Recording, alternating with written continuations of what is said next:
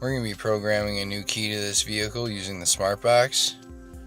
We're going to be using option GM-A16.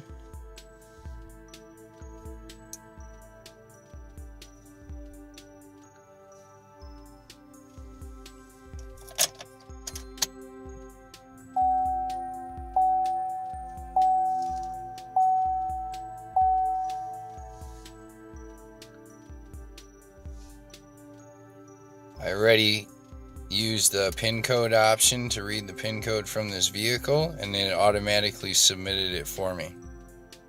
Alright, our 10-minute wait is over.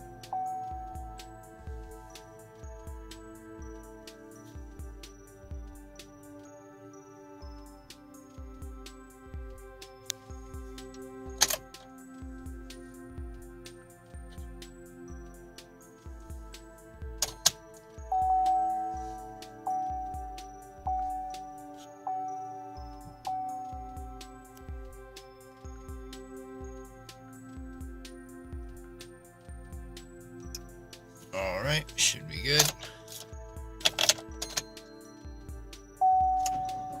The key is programmed, car starts, and our security light turned off.